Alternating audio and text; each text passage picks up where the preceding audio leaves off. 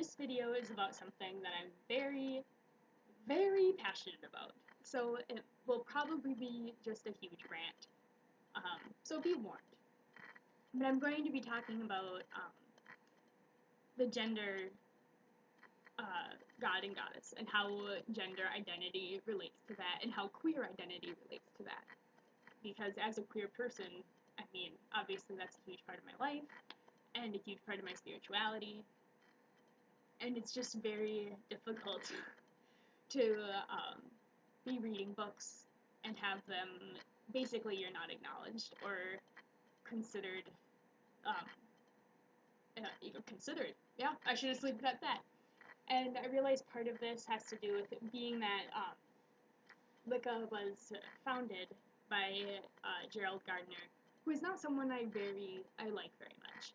Not a huge fan in general, but he was homophobic, and that, I mean, it makes sense for the time period.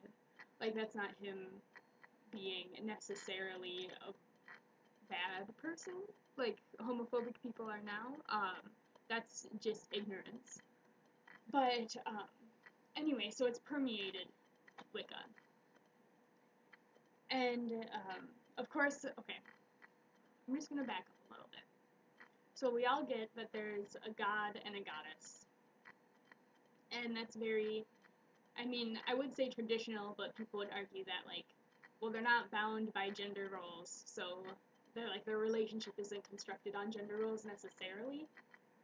I mean, a big part of the Wheel of the Year involves the goddess as a child bearer, which I would say is pretty traditional, but I get it, like I understand because of the agricultural perspective, and I really enjoy the agricultural influences on the Wheel of the Year, obviously.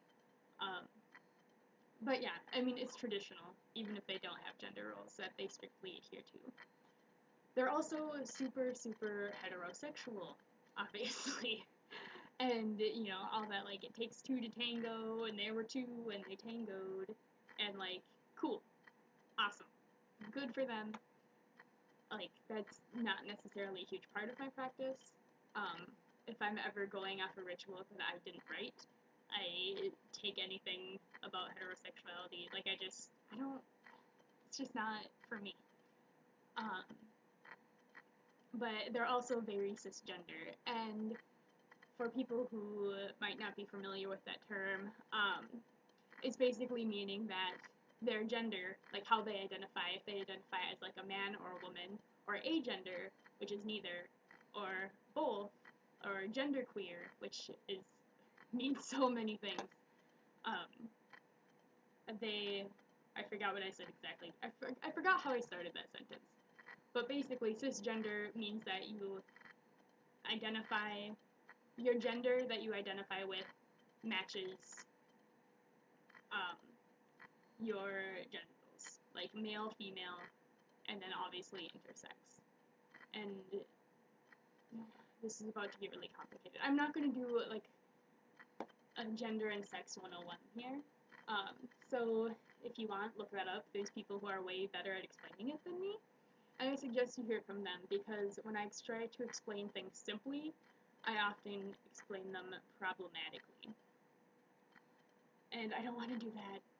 I don't want to accidentally screw someone over because they misunderstood what I said or I said something wrong. Anyway, so sex is like they look at your stuff when they're born and they're like, oh, yep, male or female or intersex. And gender is different. Okay, we got that part.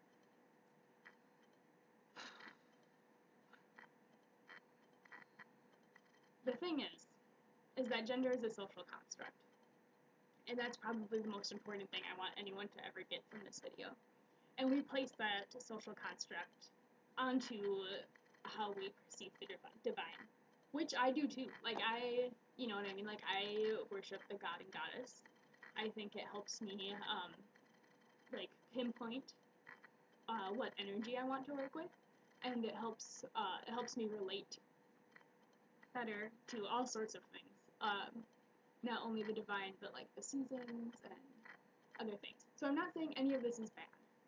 And I'm not telling anyone what to do. I'm just trying to raise awareness of like you can practice this way, but don't make everyone else do it too, and don't make them feel like shit because they see things differently. Is the point of this video? Not to say that you're all terrible people.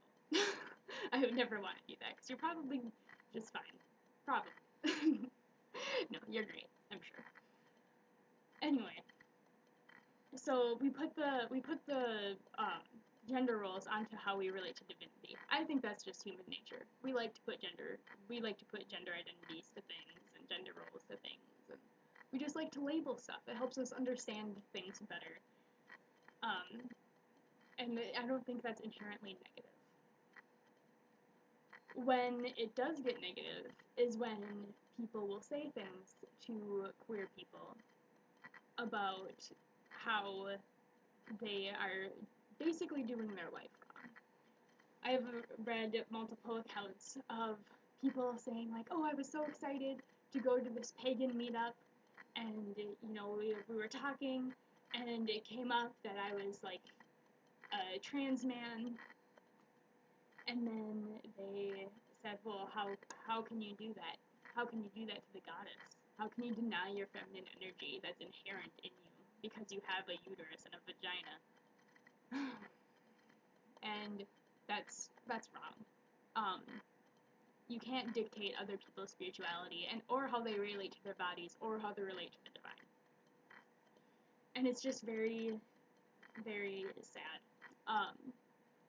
And I think that a lot of people who are I thought it was snowing. A lot of people who are queer are like not necessarily angry about like their representations of the divine, but how people push them onto others. I just want, I'm going to share how I view the divine, and especially how the divine relates to gender, because a lot of times I feel like queer people aren't allowed to do that. But basically, I view the divine as a big blob of energy. And we can take that energy and say, okay, this part is female or feminine or whatever, and this part is male or masculine or whatever. And we can divide it that way. We can make it a binary if that's what works for you, but we can also have a spectrum, just like what gender is. I mean, like someone can like be like feminine and have masculine qualities and things like that, or identify as like a woman, but it also in some part identify as a man, or identify as neither. And I think that I mean, why shouldn't we be able to perceive the god and goddess that way? Is my question. I don't really see any reason why not. I mean, how I view the goddess changes every day. And not in a bad way, not in an unstable way. She still has the same qualities. But sometimes it's like, oh yeah, the goddess is, a trans woman, or the goddess is both a man and a woman. The goddess is neither, like, things like that. And I don't understand why that's bad. I don't understand why people are threatened by it, because it doesn't actually make a difference except for representation. And representation is so important, especially because a lot of queer people a lot of people, including queer people, find Wicca and other pagan religions because they were unsatisfied with the previous one.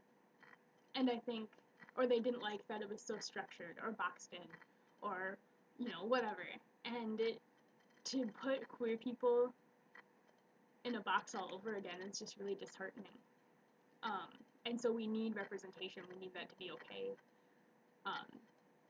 And one of the things I don't understand is, I guess I just especially don't understand this because I identify as both a man and a woman and something else, like a part of like neither as well. I just don't like the limits. of gender that they make me uncomfortable. But if people, I always read all the time, like, the god and goddess is, like, everywhere. Or, like, you know, like, the feminine and masculine is in everything. The male and female is in everything. And then I'm like, why is it so freaking hard to understand that, like, someone can identify that way then? Like, if male and female are in all of us, then why is it difficult to understand that someone is genderqueer or trans or whatever? Why do you care? You know what I mean? Like, why? I don't understand. It should be a non-issue, really. And I don't understand why it is an issue at all. But yeah.